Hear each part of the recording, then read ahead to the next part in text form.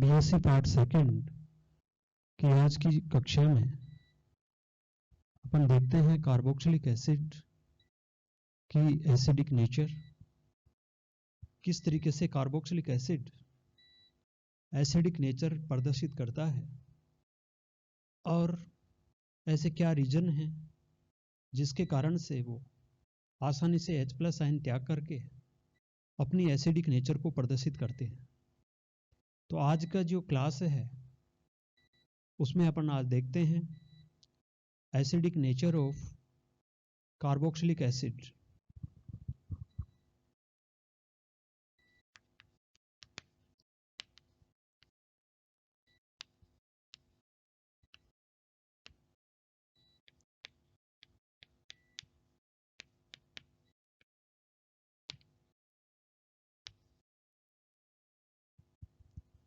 यहाँ पर carboxylic acid के बारे में आप थोड़ा सा अपन इसकी संरचना के ऊपर आते हैं। यहाँ पर आप देखिए, कल भी अपन ने पढ़ा था रेजोनेटिंग स्ट्रक्चर्स, और वहाँ पर अपन ने देखा था कि यहाँ पर ऑक्सीजन के जो लोन पेयर होते हैं वो C डबल बॉन्ड O के कॉन्जुगेशन में होने के कारण से वहाँ पर अणु के अंदर रेजोनेंस क्रिएट होता है। तो यहाँ पर अपन देखेंगे कि जो अनआयनाइज्ड जो कार्बोक्सिलिक एसिड होते हैं उसमें किस तरीके से रेजोनेटिंग स्ट्रक्चर्स बनती हैं। तो एक सिंपली एग्जांपल देखें अपन। यहाँ पर देखिए, ये कार्बोक्सिलिक एसिड, इस कार्बोक्सिलिक एसिड में आप यहाँ पर देख रहे हैं ये इस तरीके से उसकी स्ट्रक्चर्स लिखते हैं।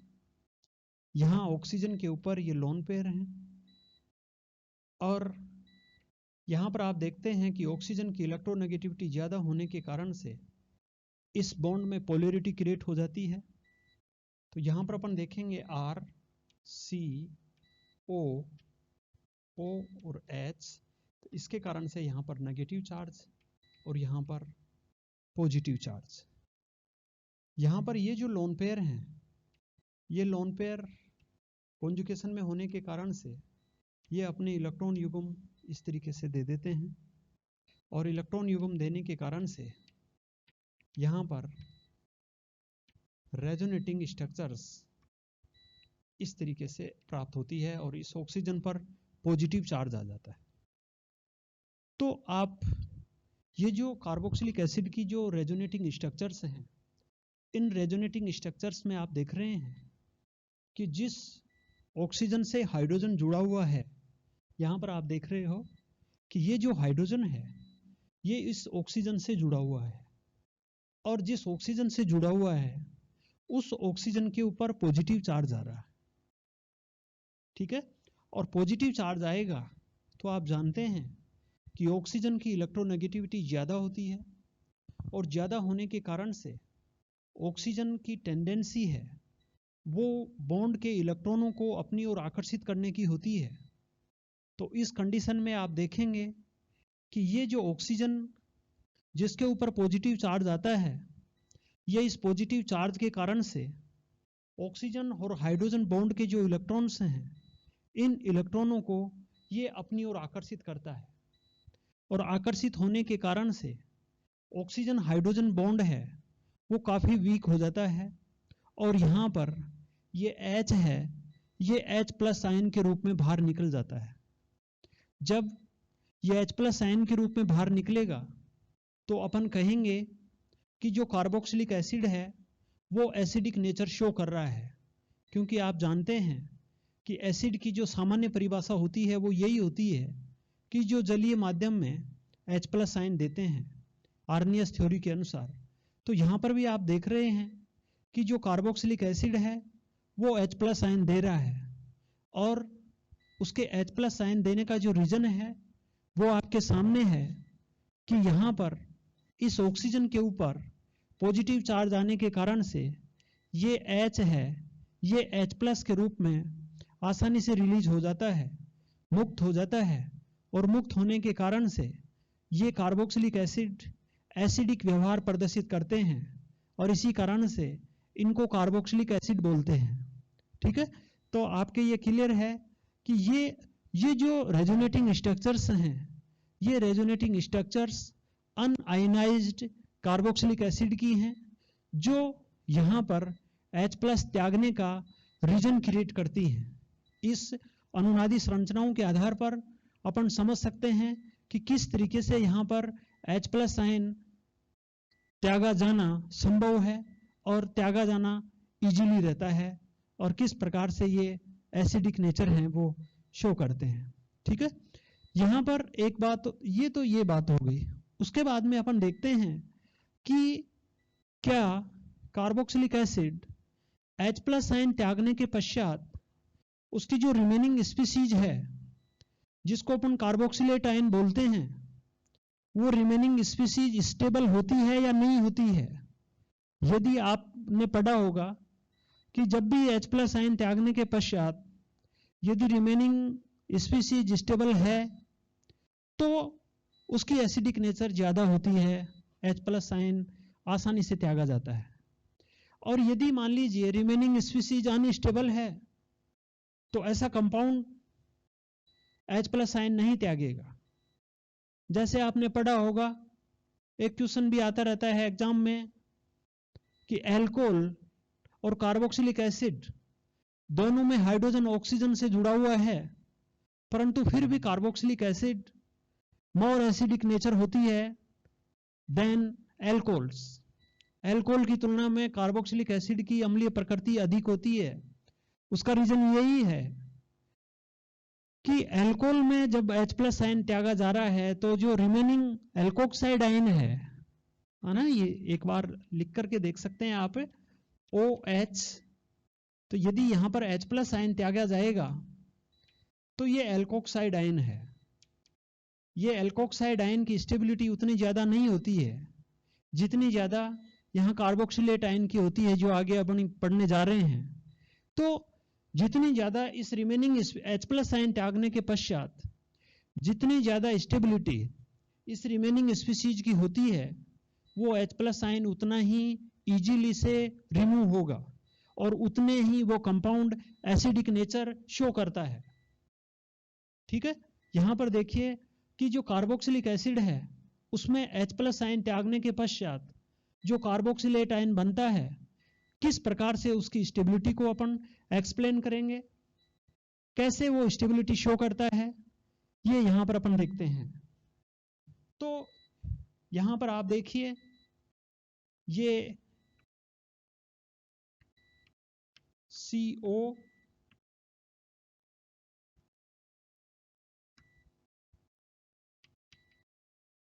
ये तो अनायनित है ही, यहां पर ये अनायनित कार्बोक्सिलिक एसिड है जो ये है। यहां पर आप देखिए कि जब ये बॉन्ड के इलेक्ट्रॉन अपनी ओर लेगा तो यहां पर RCO- और यहां पर डबल बॉन्ड O ये बनता है, जिसको अपन बोलते हैं कार्बोक्सिलेट आयन। और कार्बोक्सिलेट आयन में ये नेगेटिव चार्ज इस डबल बॉन्ड के कॉन्जुगेशन में होने के कारण से यहां पर कार्बोक्सिलेट आयन में रेजोनेंस क्रिएट होता है, और इस रेजोनेंस के कारण से ही कार्बोक्सिलेट आयन की स्टेबिलिटी है वो बढ़ जाती है। देखिए कैसे रेजोनेंस क्रिएट होता है। यहाँ देखेंगे कि ये यहाँ पर और ये इस तरीके से, तो यहाँ पर देखने से RC डबल बॉन्ड O और ये O-। ठीक है, तो आप देख रहे हो कि ये कार्बोक्सिलेट आयन है, और कार्बोक्सिलेट आयन के पश्चात यहाँ ये H+ आयन देता है। तो ये कार्बोक्सिलिक अम्ल है, वो H+ आयन त्यागने के पश्चात जो रिमेनिंग कार्बोक्सिलेट आयन होता है वो अनुनाद के द्वारा अस्थायी हो जाता है, और जब ये अनुनाद के द्वारा अस्थायी होता है, ये स्टेबल होता है, तो ये आसानी से H+ आयन को त्याग करेगा। ठीक है, तो आप पहली बात तो जो कार्बोक्सिलिक एसिड हैं उनकी अम्लीय नेचर को आप दो रीजन से एक्सप्लेन कर सकते हैं। पहला जो रीजन है उसको तो अपन इसकी अनायनित जो कार्बोक्सिलिक एसिड है उसकी अनुनादी संरचनाएं देकर के अपन लिख सकते हैं कि ये ऑक्सीजन पर पॉजिटिव चार्ज आने के कारण से यहाँ पर H+ आसानी से मुक्त हो जाता है। दूसरा अपन ये लिख सकते हैं कि H+ आयन के मुक्त होने के पश्चात बना जो कार्बोक्सिलेट आयन है वो अनुनाद के द्वारा अस्थायी होता है, और इसके अस्थायी होने के कारण से H+ आयन को त्यागने में इसको कोई प्रॉब्लम नहीं होती है। H+ आयन है वो इजीली त्यागा जा सकता है, और जब त्यागा जाता है तो अपन कहते हैं कि ये एसिडिक नेचर शो कर रहा है। तो इन दोनों रीजनों से, इन दोनों कारणों से आपको ये समझ में आ गया होगा कि किस तरीके से कार्बोक्सिलिक एसिड हैं वो अम्लीय प्रकृति शो करते हैं। तो यहाँ पर ये इसकी अम्लीय प्रकृति शो हो रही है। यहाँ पर जो कार्बोक्सिलेट आयन हैं उनके जो रेजोनेंस हाइब्रिड हैं, उस रेजोनेंस हाइब्रिड को अपन इस तरीके से शो कर सकते हैं, CO और ये O, यहाँ पर ये डबल बॉन्ड करैक्टर दोनों में, यहाँ दोनों के ऊपर नेगेटिव चार्ज, और यहाँ पर ये H+ आयन। तो इस तरीके से आप देख रहे हैं। दूसरा देखिए, इनमें एक चीज और आती है कि जो कार्बोक्सिलिक अम्ल है वो भी अनुनाद के द्वारा अस्थायी है, और कार्बोक्सिलेट आयन है ये भी अनुनाद के द्वारा अस्थायी है। तो फिर यहाँ पर इसको H+ आयन त्यागने की कहाँ जरूरत आ रही है? तो इसको अपन अनुनाद के नियम से इसको सोल्व करते हैं। अनुनाद का जो नियम है वो ये होता है कि जिसके अंदर यदि दो विपरीत चार्ज का सेपरेशन हो रहा है किन्हीं अनुनादी संरचनाओं में, तो उन अनुनादी संरचनाओं की जो अनुनादी ऊर्जा है उसका मान हमेशा कम होता है। तो यहां पर देखिए दो डिफरेंट चार्ज हैं, एक पॉजिटिव और नेगेटिव चार्ज। तो पॉजिटिव और नेगेटिव चार्ज का सेपरेशन हो रहा है इन अनुनादी संरचनाओं में, तो इनकी अनुनादी ऊर्जा है उसका मान क्या होता है? कम होता है। परंतु आप देख रहे हैं कार्बोक्सिलेट जो आयन है, उस कार्बोक्सिलेट आयन में दोनों जो नेगेटिव चार्ज हैं, यहां पर एक ही नेगेटिव चार्ज है, उसका क्या हो रहा है? सेपरेशन हो रहा है। तो इस तरीके के जो आयन्स होते हैं उन आयनों की अनुनादी ऊर्जा है उसका मान ज्यादा होता है, और ज्यादा होने के कारण से कार्बोक्सिलेट आयन है वो more stable then carboxylic acid. और जब कार्बोक्सिलिक एसिड से मोर स्टेबल होगा कार्बोक्सिलेट आयन तो वो इजीली से H+ त्यागेगा, और इसी कारण से जो कार्बोक्सिलिक अम्ल हैं वो अम्लीय प्रकृति शो करते हैं। तो आपको बहुत अच्छी तरीके से समझ में आ गया होगा कि किस तरीके से ये अम्लीय प्रकृति शो करते हैं, किस तरीके से ये H+ आयन त्यागते हैं। तो इसके दो रीजन हैं, एक रीजन जो आ रहा है वो ये है, और दूसरा जो रीजन आ रहा है वो कार्बोक्सिलेट आयन की स्टेबिलिटी वाला ये रीजन है। ठीक है, तो दोनों के आधार पर आप बता सकते हैं कि कार्बोक्सिलिक अम्ल एसिडिक नेचर प्रदर्शित करता है। इसके बाद में अपन देखते हैं effect of substituents on carboxylic acid. यदि कार्बोक्सिलिक एसिड में कोई ऐसा सब्स्टिट्यूट जुड़ा हुआ है जो डिफरेंट नेचर का है, मान लीजिए कोई ऐसा सब्स्टिट्यूट है जो इलेक्ट्रॉन डोनेटिंग ग्रुप है, जिसकी नेचर इलेक्ट्रॉन डोनेटिंग की है, कोई ऐसा ग्रुप है जिसकी नेचर इलेक्ट्रॉन विड्रॉइंग की है, तो वो इसकी जो एसिड स्ट्रेंथ है, कार्बोक्सिलिक एसिड की जो एसिड स्ट्रेंथ है, उस एसिडिक स्ट्रेंथ के ऊपर वो क्या इफेक्ट डालते हैं। तो यहां पर अपन ये देखते हैं effect of substituents on carboxylic acid. ठीक है, तो देखिए यहां पर आप इफेक्ट ऑफ सब्स्टिट्यूएंट्स में आप देख रहे हैं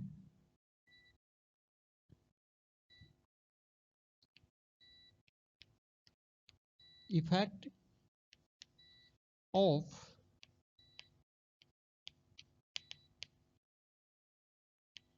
substituents on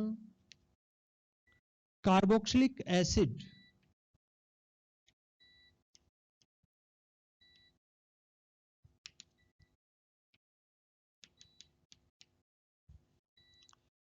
effect of substituents हैं उसको अपन इजीली एक्सप्लेन कर सकते हैं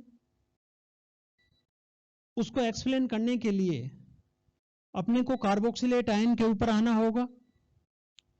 कार्बोक्सिलेट आयन की स्ट्रक्चर्स आपने इस तरीके से देखी है। यहां R की जगह मान लीजिए कोई सब्स्टिट्यूट जेड जुड़ रहा है, ठीक है। यहां R की जगह क्या है, कोई सब्स्टिट्यूट जेड है।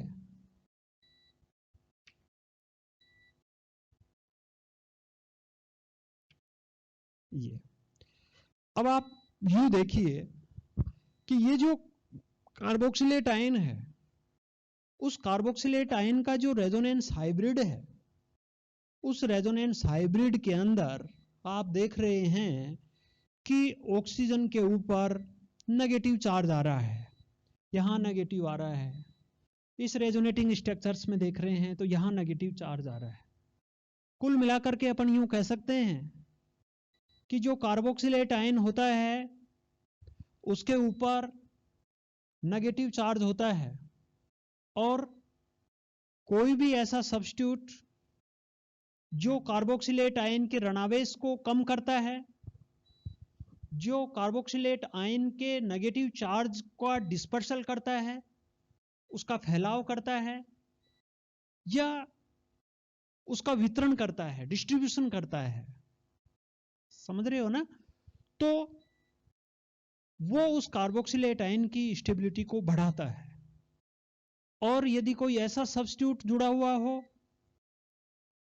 जो कार्बोक्सिलेट आयन पर ऋणावेश को और बढ़ाता है, आप देख रहे हो कार्बोक्सिलेट आयन में ऋणावेश है,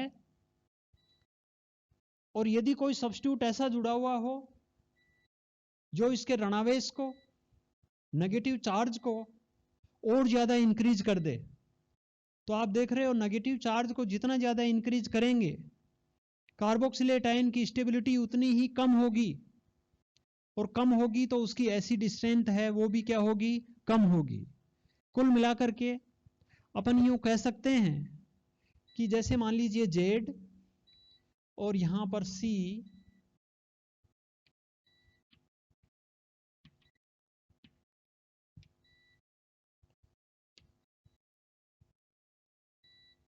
ये नेगेटिव, यदि कोई ऐसा सब्स्टिट्यूट जो इलेक्ट्रॉन डोनेटिंग हो, Z है वो कैसा है, इलेक्ट्रॉन डोनेटिंग ग्रुप है, और इलेक्ट्रॉन डोनेटिंग ग्रुप होगा जो जिसका कैसा भी इलेक्ट्रॉनिक इफेक्ट के द्वारा वो इलेक्ट्रॉन डोनेट कर सकता है, जैसे प्लस आई इफेक्ट के द्वारा कर सकता है, प्लस एम के द्वारा कर सकता है। तो इस तरीके से किसी भी इफेक्ट के द्वारा यदि ये करता है, इलेक्ट्रॉन डोनेट करता है, तो यहां पर इलेक्ट्रॉन डोनेट करने से जो कार्बोक्सिलेट आयन है उसके ऊपर नेगेटिव चार्ज है वो बढ़ जाता है, ऋणावेश की मात्रा बढ़ जाती है, ठीक है। और जब कार्बोक्सिलेट आयन के ऊपर ऋणावेश की मात्रा बढ़ जाती है तो यहां पर इसकी जो एसिड स्ट्रेंथ है वो एसिड स्ट्रेंथ है वो डिक्रीज हो जाती है, कम हो जाती है, ठीक है। यहां पर इलेक्ट्रॉन डोनेटिंग इफेक्ट में यदि मान लीजिए जेड है वो कोई प्लस आई इफेक्ट वाला समूह जुड़ा हुआ है, तो प्लस आई इफेक्ट होगा तो ये इलेक्ट्रॉन देगा, इलेक्ट्रॉन इस पर ऑलरेडी इलेक्ट्रॉन डेंसिटी ज्यादा है, और यदि इलेक्ट्रॉन दे और रहा है तो इलेक्ट्रॉन डेंसिटी और भी ज्यादा बढ़ गई, और इलेक्ट्रॉन डेंसिटी जितनी ज्यादा बढ़ेगी उसकी एसिड स्ट्रेंथ है वो उतनी ही कम होगी, क्योंकि इलेक्ट्रॉन डोनेटिंग ग्रुप के कारण से जो कार्बोक्सिलेट जो आयन है उस कार्बोक्सिलेट आयन की जो स्टेबिलिटी है वो कम होगी। तो आप देख रहे हैं कि कार्बोक्सिलेट आयन की स्टेबिलिटी जितनी ज्यादा कम होती है उतनी ही उसकी एसिड स्ट्रेंथ भी कम होती है, और एसिड स्ट्रेंथ का कम होना कार्बोक्सिलेट आयन की स्टेबिलिटी का कम होना, ये उन सभी सब्स्टिट्यूट्स के द्वारा होता है, उन सभी सब्स्टिट्यूएंट्स के द्वारा होता है जिनकी नेचर इलेक्ट्रॉन डोनेटिंग की होती है, जिनकी नेचर इलेक्ट्रॉन देने की होती है। जैसे आप एल्किल समूह कर सकते हैं, है ना, एल्किल समूह है, उसके इलेक्ट्रॉन, उसका प्लस आई इफेक्ट होता है, तो प्लस आई इफेक्ट के कारण से वो इलेक्ट्रॉन जो कार्बोक्सिलिक एसिड है उसकी एसिड स्ट्रेंथ को कम कर देता है। ठीक है। दूसरा और देखिए आप,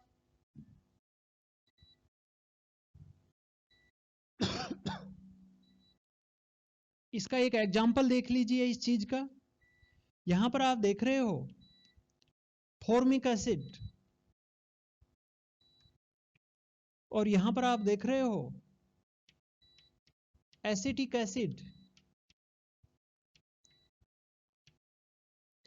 यहां पर CH3 का प्लस आई इफेक्ट होता है, यहां हाइड्रोजन का ऐसा कोई इफेक्ट नहीं होता है। प्लस आई इफेक्ट होने के कारण से, जैसे यहां पर CH3 है, इसका प्लस आई इफेक्ट होगा तो कार्बोक्सिलेट आयन की जो स्टेबिलिटी है उसको क्या करेगा, ये कम करेगा। कम क्यों करेगा? क्योंकि उसके ऊपर ऑलरेडी इलेक्ट्रॉन डेंसिटी ज्यादा है, और इसके प्लस आई इफेक्ट होने के कारण से ये इलेक्ट्रॉन डेंसिटी और इंक्रीज कर रहा है, और इंक्रीज करने के कारण से उस कार्बोक्सिलेट आयन है उसकी स्टेबिलिटी कम होगी, और कम होगी तो उसकी एसिड स्ट्रेंथ है वो भी क्या होगी, कम होगी। तो आप देख रहे हो ये जो फॉर्मिक अम्ल है और एसिटिक एसिड है, इन दोनों में ज्यादा एसिड स्ट्रेंथ किसकी होती है, फॉर्मिक अम्ल की। ठीक है, क्योंकि फॉर्मिक अम्ल में कोई प्लस आई इफेक्ट नहीं है, और इफेक्ट नहीं होने के कारण से ये इसका जो कार्बोक्सिलेट आयन है उसकी स्टेबिलिटी इसके कार्बोक्सिलेट आयन की स्टेबिलिटी से ज्यादा होगी, और इसकी कार्बोक्सिलेट आयन की स्टेबिलिटी ज्यादा होगी तो इसकी एसिड स्ट्रेंथ है वो भी ज्यादा होगी।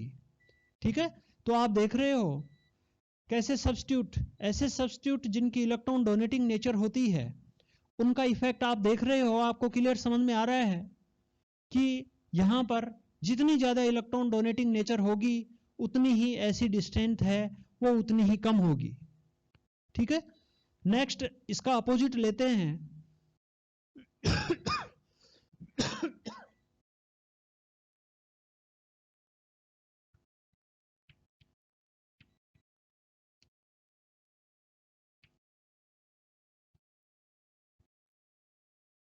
ये लो, यहां पर जेड है, उस जेड का कैसा प्रभाव है, इलेक्ट्रॉन विड्रॉइंग ग्रुप, और इलेक्ट्रॉन विड्रॉइंग ग्रुप होगा तो जो कार्बोक्सिलेट आयन के ऊपर जो इलेक्ट्रॉन डेंसिटी है उसको ये अपनी ओर अट्रैक्ट करके उस इलेक्ट्रॉन डेंसिटी को कम करेगा, और इलेक्ट्रॉन डेंसिटी कम होगी, कार्बोक्सिलेट आयन का जो ऋणावेश है, नेगेटिव चार्ज है, उसका डिस्पर्सल बढ़ेगा, उस नेगेटिव चार्ज का फैलाव होगा, और जितना ज्यादा फैलाव होता है नेगेटिव चार्ज का उतनी ही ज्यादा उस कार्बोक्सिलेट आयन है उसकी स्टेबिलिटी बढ़ती है। तो यहां पर इसकी इलेक्ट्रॉन विड्रॉइंग नेचर होगी तो ये नेगेटिव चार्ज को अपनी ओर अट्रैक्ट करेगा, और जिसके कारण से कार्बोक्सिलेट आयन की स्टेबिलिटी बढ़ती है, और कार्बोक्सिलेट आयन की स्टेबिलिटी बढ़ेगी तो यहां पर अपन लिख सकते हैं कि जो एसिड स्ट्रेंथ है वो भी बढ़ती है, क्योंकि यहां पर जो कार्बोक्सिलेट आयन है उस कार्बोक्सिलेट आयन की जो स्टेबिलिटी है वो स्टेबिलिटी भी बढ़ती है। ठीक है, जैसे एक एग्जांपल देखिए, यहां पर Cl CH2 CO OH chloro acetic acid, और यहां पर CH3 CO OH, तो यहां पर क्लोरीन है उसका माइनस आई इफेक्ट है, माइनस आई इफेक्ट होगा तो ये कार्बोक्सिलेट आयन की स्टेबिलिटी को बढ़ाएगा, और बढ़ाएगा तो उसकी एसिड स्ट्रेंथ है वो भी क्या होगी, बढ़ेगी। तो यहाँ पर क्लोरो एसिटिक एसिड और एसिटिक एसिड में आप देख रहे हो कि क्लोरो एसिटिक एसिड है, उसकी एसिड स्ट्रेंथ एसिटिक एसिड की तुलना में ज़्यादा है। उसका रीज़न क्या है, क्लोरीन का माइनस आई इफेक्ट। तो आप दोनों प्रकार के जो सब्स्टिट्यूट हैं उनको आप देख रहे हो कि यदि सब्स्टिट्यूट इलेक्ट्रॉन डोनेटिंग ग्रुप का है तब तो वो एसिड स्ट्रेंथ को घटा देता है क्योंकि वो कार्बोक्सिलेट आयन की स्टेबिलिटी को भी कम करता है। और यदि जो सब्स्टिट्यूट जुड़ा हुआ है यदि वो इलेक्ट्रॉन विड्रॉइंग नेचर का है तो वो कार्बोक्सिलेट आयन की स्टेबिलिटी को भी बढ़ा देता है और उसके साथ साथ एसिड स्ट्रेंथ को भी इंक्रीज कर देता है। तो इस तरीके से आप देख रहे हो effect of substituents on carboxylic acid. ठीक है, तो आज अपन इतना ही पढ़ते हैं। इसकी नेक्स्ट क्लास में अपन और बहुत सारे एग्जांपल्स के साथ में जो एरोमेटिक कार्बोक्सिलिक एसिड होते हैं उन एरोमेटिक एसिड में भी इफेक्ट ऑफ सब्स्टिट्यूएंट्स देखेंगे और एरोमेटिक एसिड में किस तरीके से एसिडिक नेचर शो करते हैं उसकी स्टडी करेंगे। थैंक्स।